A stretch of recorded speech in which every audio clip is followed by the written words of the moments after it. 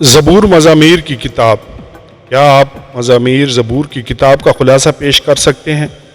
زبور مزامیر کی ساری کتاب کس چیز کے بارے میں ہے؟ زبور مزامیر کی کتاب۔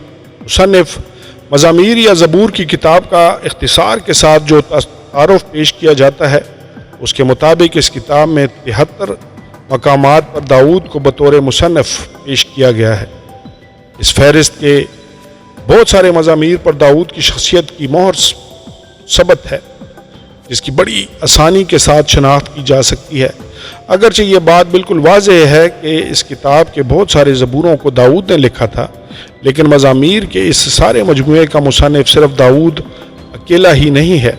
اس کتاب میں 2 زبوروں یعنی 72 اور 127 کو داؤد کے بیٹے اور جانشین سلیمان بادشاہ کے ساتھ منسوب کیا جاتا ہے۔ اس کتاب میں زبور 90 ایک دعا پر مشتمل ہے اور اسے موسیٰ نبی سے منسوب کیا جاتا ہے۔ اس کتاب میں 12 زبوروں یعنی زبور نمبر 50 اور 73 سے 83 کو آصف کے خاندان کے ساتھ منسوب کیا جاتا ہے۔ بنی کورہ نے 11 مزامیر تحریر کیے، 42، 44، 49، 84، 85، 87، 88۔ زبور 88 کو ہیمان ازراخی سے منسوب کیا جاتا ہے، جبکہ زبور 89 کو ایتان ازراخی سے منسوب کیا جاتا ہے۔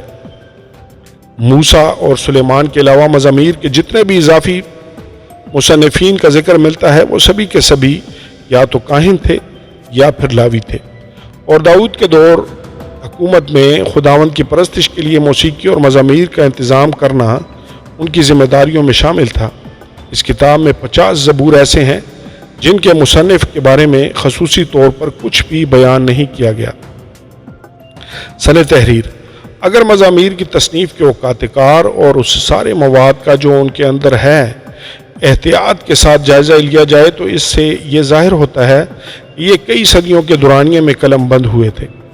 اس سارے مجموعے میں سب سے پرانا غالباً 90 زبور ہے، جس میں انسانی ذات اور زندگی کی کمزوری کا موازنہ خدا کی ابدیت کے ساتھ کیا گیا ہے۔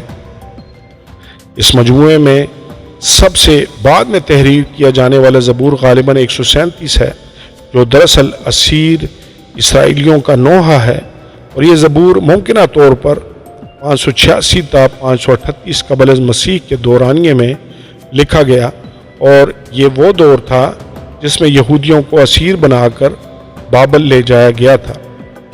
بس یہ بات بالکل واضح ہے کہ 150 مزامیر کے اس مجموعے کو اسرائیل کی تاریخ کے 1000 سال کے دورانیے میں کئی ایک مصنفین نے قلم بند کیا تھا، اور ان سب مزامیر کی حالیہ ترتیب و تدوین کی خدمت غالباً کسی نامعلوم شخص نے قریباً 537 قبل از مسیح میں اسیری کے دور کے خاتمے کے بعد کی ہوگی۔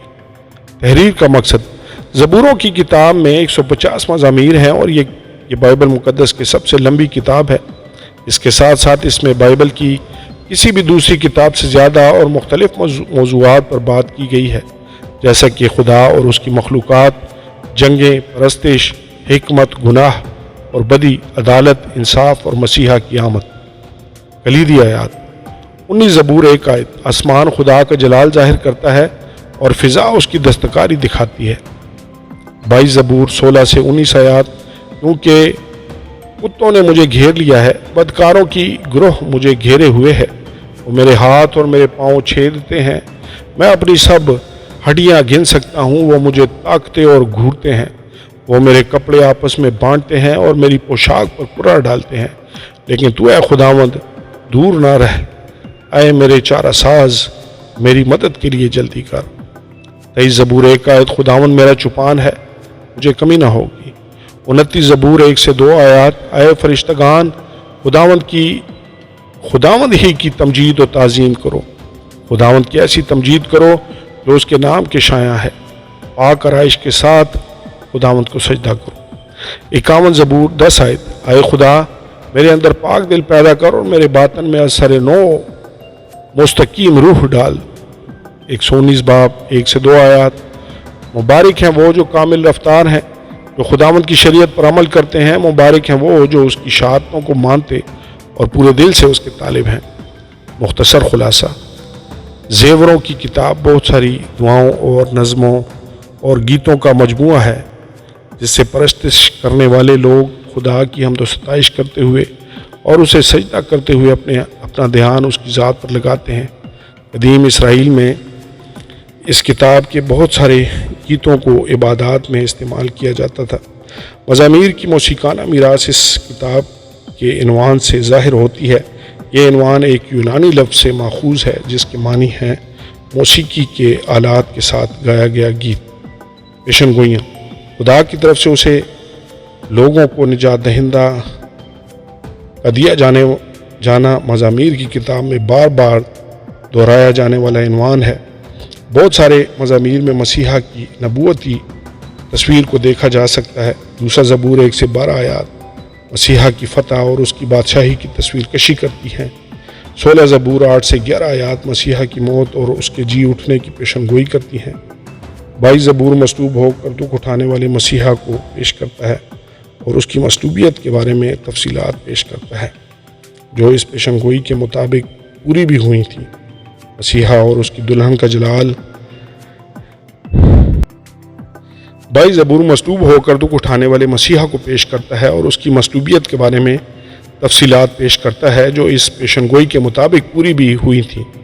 مسیحا اور اس کی دلہن کا جلال 45 زبور 6 سے 7 آیات کے اندر پیش کیا گیا ہے، جبکہ 72 زبور 6 سے 17 آیات، 89 زبور 3 سے 37 آیات، 110 زبور 1 سے 7 آیات اور 132 زبور 12 سے 18 آیات مسیحا کی بادشاہی کا جلال اور اس کی بادشاہی کی عالمگیریت کو ظاہر کرتی ہیں۔ عملی اطلاق: روح القدس یا خدا کے کلام سے بھرے ہوئے کا ایک نتیجہ خدا کی حمد و ستائش گانا بھی ہوتا ہے۔ زیوروں کی کتاب کلیسیا میں ان کے گیتوں کی کتاب ہے اور یہ مسیح کی ذات میں نئی سچائی کو ظاہر کرتی ہے۔ تمام زبوروں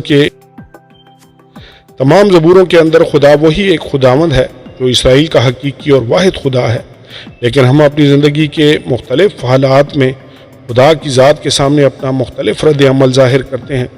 زبور نویس بیان کرتا ہے کہ ہم ایک ایسے حیرت انگیز خدا کی پرستش کرتے ہیں جو سربلند اور تمام انسانی تجربات سے بالا ہے، لیکن وہ ہمارے انتہائی قریب ہے اور اس زندگی کے سفر میں ہمارے ساتھ ساتھ چلتا ہے۔ ہم اپنے ہر طرح کے احساسات کو خداوند کی حضوری میں لا سکتے ہیں۔ اس سے کوئی فرق نہیں پڑتا کہ وہ احساسات کیسے منفی یا شکایات سے پر ہوتے ہیں۔ ہم اس بات کا یقین رکھ سکتے ہیں کہ وہ ہماری بات اور فریاد سنے گا اور ہماری صورتحال کو سمجھے گا بھی۔ زبور نویس ہمیں سکھاتا ہے کہ جب ہم ہر طرح کے مسائل میں گھرے ہوئے ہوں تو ایسی صورتحال میں سب سے اہم اور مؤثر دعا خدا سے مدد کے لیے فریاد کرنا ہے۔ آمین اور آمین۔